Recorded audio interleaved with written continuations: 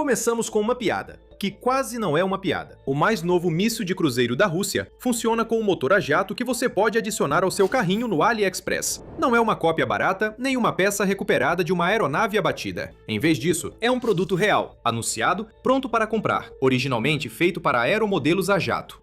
Engenheiros russos pegaram isso e prenderam em uma ogiva, e em uma única noite, uma equipe de defesa aérea ucraniana derrubou um desses com um canhão antiaéreo, mais velho do que a maioria dos avós deles. Esta é a história do S-8000 Bandarol, ou como uma indústria de defesa sem dinheiro construiu um míssil a partir de peças de lojas de hobby do mundo todo, e como a Ucrânia está derrubando ele do céu com equipamentos da Guerra Fria. Vamos começar com o que o Bandarol realmente é, porque ele não se encaixa perfeitamente nas categorias às quais estamos acostumados.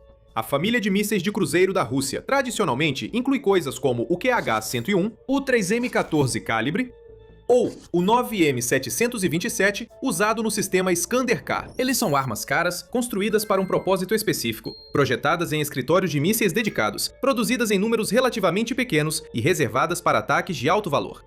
O Bandarol é praticamente o oposto disso. Ele foi desenvolvido pela Kronstadt, uma empresa que não é especializada em mísseis, mas sim a fabricante do drone Orion da Rússia, uma aeronave não tripulada de média altitude e grande autonomia. A Kronstadt pegou o conceito de veículo aéreo não tripulado e basicamente o militarizou, transformando-o em uma arma de ataque a jato descartável. O resultado é algo que fica entre um drone kamikaze e um míssil de cruzeiro clássico, mais próximo em essência dos próprios drones foguete da Ucrânia do que de qualquer coisa da antiga linhagem de mísseis de cruzeiro da Rússia. Em termos de especificações, o drone é pequeno, mas tem um grande poder de fogo. O Bandarol voa a cerca de 600 km por hora, com uma velocidade máxima citada em torno de 650 km por hora. Isso é rápido o suficiente para superar os tipos de sistemas de armas que a Ucrânia tradicionalmente usava contra drones do tipo Shahed, que são mais lentos. Seu alcance também é considerado respeitável, chegando a até 500 km, o que é suficiente para atingir áreas bem atrás da linha de frente, a partir de um ponto de lançamento dentro de território ocupado ou do espaço aéreo russo. A ogiva usada nessa arma é de fragmentação de autoexplosivo, com a inteligência de defesa da Ucrânia, ou HUR, citando um peso em torno de 114 quilos, embora alguns relatos indiquem que pode chegar a 150 quilos. De qualquer forma, essa não é uma arma feita para destruir um bunker fortificado. Ela foi feita para destruir alvos pouco protegidos, como conjuntos de radares, depósitos logísticos, blocos de apartamentos ou qualquer coisa que não exija uma bomba específica para bunkers para ser neutralizada. A principal plataforma de lançamento da arma é o próprio drone Orion, e segundo relatos, a Kronstadt também estava trabalhando para adaptá-la para lançamento a partir dos helicópteros de ataque Mi-28N, o que daria à Rússia um segundo método de entrega, com um tempo de preparação muito menor. Mas o que realmente torna o Bandarol digno de notícia não é a fuselagem. Em vez disso, precisamos focar no que está dentro dele. Em maio de 2025, a Inteligência de Defesa da Ucrânia publicou uma análise técnica do míssil em seu portal Guerra e Sanções, na seção de componentes de armas, após examinar exemplares intactos recuperados de ataques próximos a Odessa. O que eles encontraram foi menos um míssil guiado de precisão e mais um amontoado de peças montadas a partir de metade da indústria de eletrônicos de consumo. O motor que impulsiona esse negócio pelo céu acabou sendo um Sui Swewin SW800 Pro, um turbojato fabricado na China, originalmente projetado para aeromodelos de grande porte e jatos controlados por rádio. Ele era vendido comercialmente, abertamente, por cerca de $16 mil. E sim, ele está listado no AliExpress. O restante da lista de peças segue o mesmo padrão. HUR identificou o módulo de telemetria como provavelmente um RFD V100X, uma unidade adquirida diretamente da Austrália ou produzida como um clone chinês do projeto australiano. Acredita-se que o sistema de navegação inercial seja de origem chinesa, emparelhado com um receptor de satélite Cometra M8, fabricado na Rússia. Essa tem sido a mesma tecnologia de antena resistente a interferências que a Rússia vem instalando em seus drones de Irã, derivados do Shahed, e em seus kits de bombas planadoras, o MPK e o MPB. Os servomotores, ou pequenos motores que movimentam as superfícies de controle, eram unidades Dynamixel MX X64AR, sul-coreanas, também disponíveis no mercado. E espalhados pela eletrônica estão cerca de 20 tipos distintos de microchips, provenientes de fabricantes dos Estados Unidos, China, Suíça, Japão e Coreia do Sul. Mas como uma empresa russa sancionada consegue colocar as mãos em peças de tantos países, fabricadas abertamente por empresas que presumivelmente não querem que seus produtos apareçam em mísseis de cruzeiro disparados contra Kiev? De acordo com o HUR, a maioria dos componentes eletrônicos passou por um único ponto de distribuição, um atacadista russo de eletrônicos chamado Chip and Dip, um dos maiores distribuidores domésticos do país. A partir daí, relatórios anteriores da inteligência ucraniana descrevem uma rede de evasão de sanções que encaminha essas importações por meio de países intermediários. Esses países incluem Armênia, Cazaquistão, China, Turquia e Emirados Árabes Unidos, todos usando empresas de fachada para ocultar o rastro documental antes que as peças cheguem a uma linha de produção russa. Esse relatório se baseia em uma análise de fontes abertas, em vez de uma constatação confirmada pelo governo, mas o padrão corresponde a um problema mais amplo com o qual a aplicação das sanções ocidentais tem lutado há anos, que é o fato de que eletrônicos de uso duplo são difíceis de controlar quando se tornam produtos de consumo vendidos em larga escala. Há também um aspecto financeiro nessa história. Kronstadt, a empresa que está construindo o Bandarol, não tem sido exatamente um exemplo de estabilidade corporativa. Em um relatório de agosto de 2025, a empresa estava enfrentando uma possível falência, com cerca de 40 processos, totalizando aproximadamente 7,7 milhões de dólares movidos contra ela, em um período de 3 meses. E sem um caminho claro para a reestruturação no momento daquela reportagem. Isso complica a narrativa de uma máquina de guerra eficiente e de baixo custo, já que até mesmo a solução econômica da Rússia para a capacidade de ataque de precisão parece estar operando em bases financeiras instáveis. Então, quando esse equipamento realmente apareceu no campo de batalha, e quanto a Rússia está realmente usando ele? Um dos primeiros relatos sobre o Bandarol foi no campo de testes de Kapustin Yar, na Rússia, no final de 2024, antes de sua integração aos pacotes combinados de ataques com mísseis e drones da Rússia. Desde então, ele se tornou uma presença recorrente em alguns dos maiores bombardeios da guerra. As forças russas teriam usado munições Bandarol no ataque de maio de 2026, que também incluiu o míssil Oreshnik. Desde então, a arma tem sido usada em ataques em larga escala, com relatos diretos indicando que pessoas próximas ouviram os motores desses drones sobrevoando. Ou seja, isso já nem é mais uma arma experimental rara. Ela está sendo incorporada à doutrina de ataques em massa da Rússia, ao lado dos drones Shahed, mísseis Kalibr e mísseis balísticos. E esse papel nos ataques em massa é exatamente o motivo pelo qual o Bandarol é perigoso de uma forma diferente de um míssil de cruzeiro convencional. Uma avaliação de abril de 2025, baseada na opinião de um analista especialista em fontes abertas, indicou que a propulsão a jato do Bandarol lhe confere uma velocidade diferente da de um drone tradicional. Isso significa que metralhadoras terrestres padrão, do tipo que as equipes móveis de fogo ucranianas usaram para derrubar drones Shahed mais lentos, simplesmente não conseguem rastrear e engajar o drone de forma eficaz. Para combatê-lo, são necessários sistemas desenvolvidos especificamente para rastrear alvos de manobra rápida, geralmente plataformas guiadas por radar, como o canhão antiaéreo autopropulsado Gepard, fornecido pela Alemanha. Esse é o principal problema tático do Bandarol. Ele é rápido o suficiente para escapar das defesas antidrone baratas que a Ucrânia passou 3 anos construindo, ou barato o suficiente para que a Rússia possa se dar ao luxo de perder uma quantidade significativa deles no processo. Ele também tem mais manobrabilidade do que os mísseis de cruzeiro mais antigos da Rússia, o que faz diferença contra sistemas de defesa aérea estáticos que são ajustados para prever trajetórias de voo mais convencionais e retas. E isso nos leva à reviravolta dessa história. Em meados de julho de 2026, a 121ª Brigada Separada de Defesa Territorial da Ucrânia derrubou 2 alvos aéreos russos, um deles um Bandarol, usando canhões antiaéreos Bofors L-70 de 40 mm. Se esse nome não significa muito para você, o Bofors L-70 é um canhão antiaéreo de origem sueca que surgiu pela primeira vez em 1947 e entrou oficialmente em serviço em 1951 e tem sido utilizado por forças armadas ao redor do mundo continuamente desde então. Estamos falando de um sistema de armas que, dependendo da unidade específica, tem algo em torno de 70 anos de idade.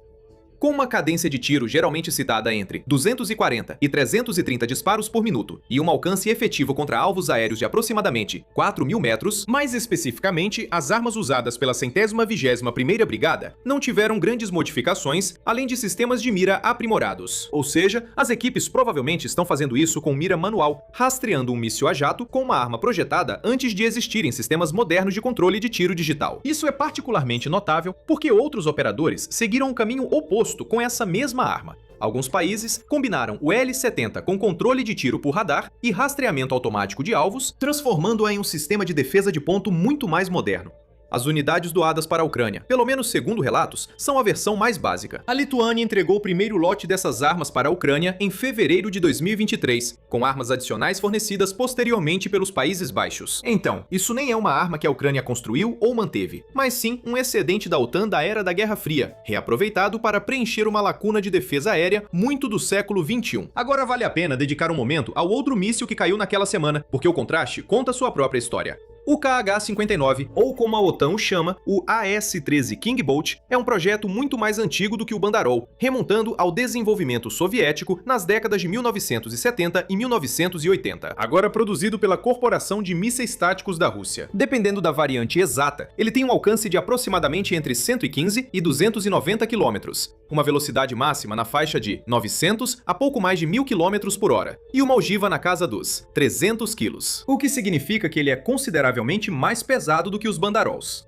Sua orientação é uma mistura de navegação inercial para o voo de meio curso, uma câmera de televisão no nariz que permite a um operador a bordo da aeronave de lançamento identificar visualmente e travar o alvo na aproximação final. Em outras palavras, o KH-59 é realmente uma arma de precisão à moda antiga, exigindo um operador treinado assistindo a uma transmissão de vídeo no momento crítico. O Bandarol, por outro lado, é em grande parte autônomo após o lançamento, guiado por GPS e inercial, e projetado para ser barato o suficiente para que perder 1 para 1 canhão antiaéreo de 70 anos mal faça diferença no balanço de produção da Rússia.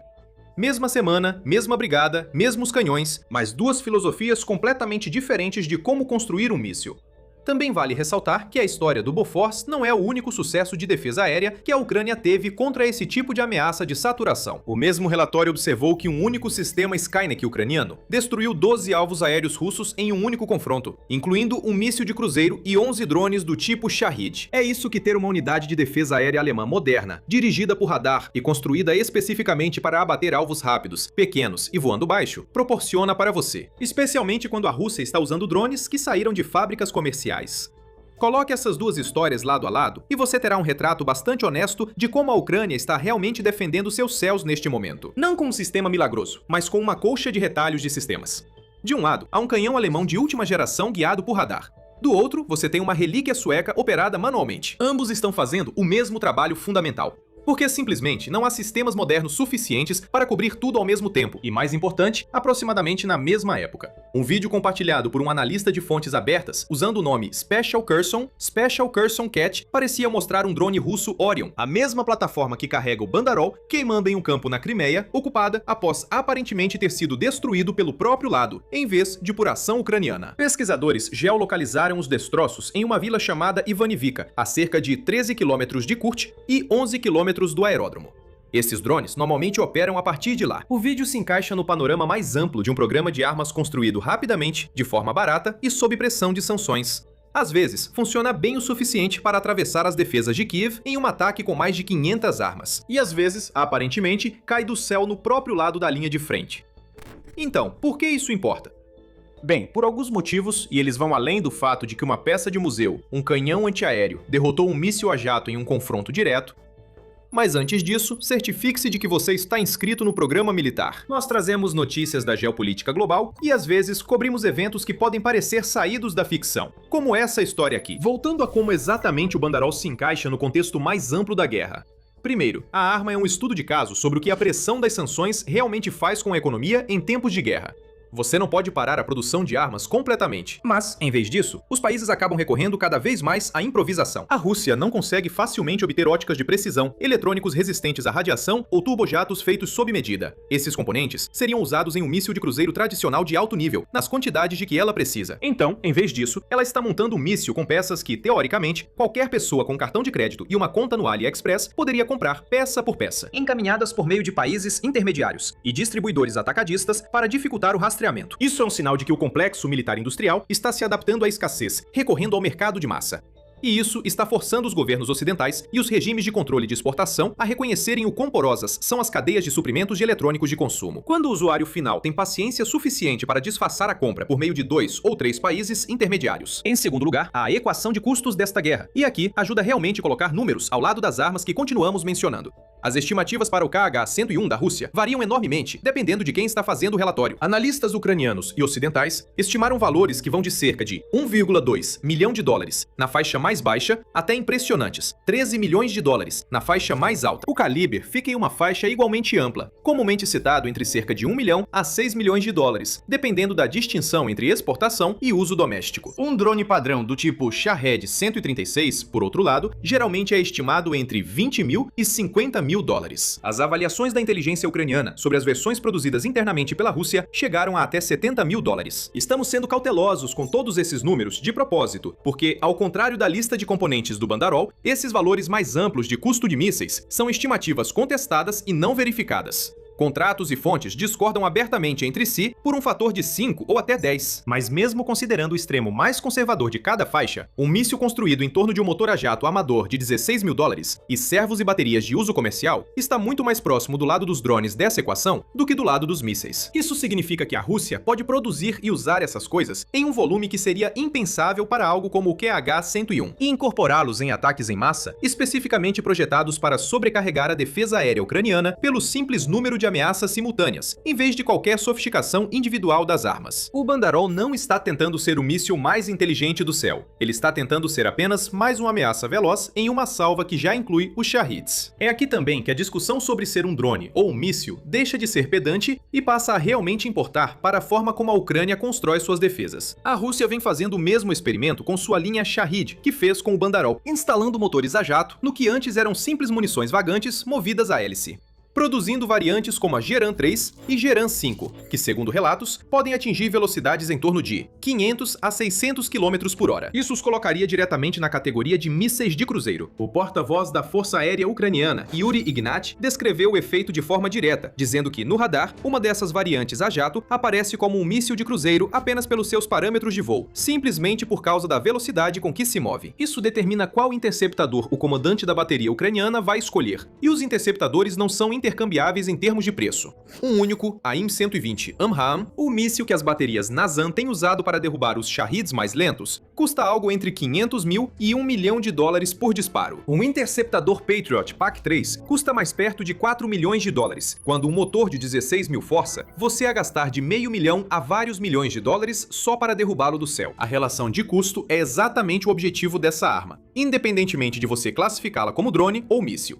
Também vale dizer que a Ucrânia está jogando esse mesmo jogo, só que na direção oposta. O drone míssil Polarnitsia da Ucrânia, usado pela primeira vez em combate em agosto de 2024, pesa cerca de 320 quilos, com uma ogiva de aproximadamente 100 quilos. Decola com um propulsor de combustível sólido antes que seu motor turbo-jato assuma e, segundo relatos, atinge velocidade de até 900 km por hora, com um alcance de cerca de 650 km. Isso é quase comparável ao KH-101. Autoridades ucranianas estimaram seu custo unitário em menos de 1 milhão de dólares, e algumas estimativas ucranianas chegaram a valores ainda menores. Ainda assim, seu programa irmão, o Peklo, é supostamente ainda mais barato de construir do que o drone de ataque de longo alcance Lute da Ucrânia, que por sua vez custou cerca de 200 mil. Tudo isso enquanto atinge velocidades de até 700 km por hora e um alcance de aproximadamente 700 km.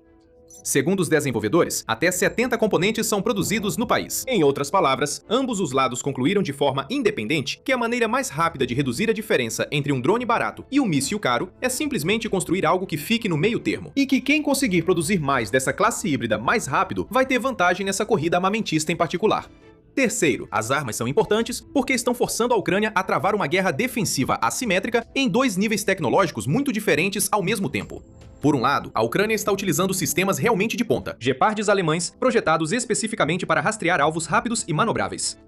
E, como já mencionamos em outros momentos, sistemas de contradrones baseados em laser de primeira geração. Por outro lado, quando os sistemas modernos não estão disponíveis em quantidade suficiente, as equipes ucranianas estão recorrendo a qualquer coisa que funcione, incluindo canhões antiaéreos doados com décadas de uso. Com pouco mais do que uma atualização de mira, um Bofors L-70 ainda pode derrubar alvos. Um míssil a jato de 2026 não é exatamente uma história sobre a engenharia da Guerra Fria estar à frente de seu tempo, é uma história sobre defesa aérea em sua essência. Ainda assim, tudo se resume a saber se a equipe consegue rastrear, mirar e disparar à frente do alvo antes que ele chegue. E sobre como o inventário de defesa aérea da Ucrânia teve que se estender ao máximo para cobrir todas as altitudes, velocidades e perfis de voo que a Rússia continua lançando contra ela. Juntando tudo isso, e o Bandarol nos mostra algo maior sobre para onde a tecnologia de armas desta guerra está caminhando. A linha entre drone e míssil de cruzeiro está desaparecendo. O que antes eram duas categorias separadas, com dois manuais de defesa distintos, está se fundindo em uma única classe de munições rápidas, baratas, movidas a jato ou hélice, guiadas por GPS e navegação inercial, que podem ser construídas em grande parte com peças prontas do mercado. Os próprios programas Polarnitsia e Pekro da Ucrânia são basicamente a mesma ideia, seguindo na direção oposta. Quem conseguir construir essas coisas mais rápido e mais barato, e quem conseguir adaptar sua defesa aérea mais rapidamente, vai ter uma vantagem na próxima fase dessa luta. Por enquanto, o placar nesse confronto específico favorece o velho canhão da Ucrânia. E isso também é notável porque sugere que ainda não terminamos de ver armas que, por todos os critérios, já deveriam estar obsoletas. A linha de frente na Ucrânia é basicamente um diorama de armas de várias gerações tecnológicas, mostrando como cada pequena vantagem, engenhosidade e adaptação pode ser importante. Mas a Ucrânia ainda tem mais truques na manga. Para saber mais, confira este vídeo e não se esqueça de se inscrever no canal The Military Show para ficar por dentro dos desenvolvimentos mais recentes da linha de frente.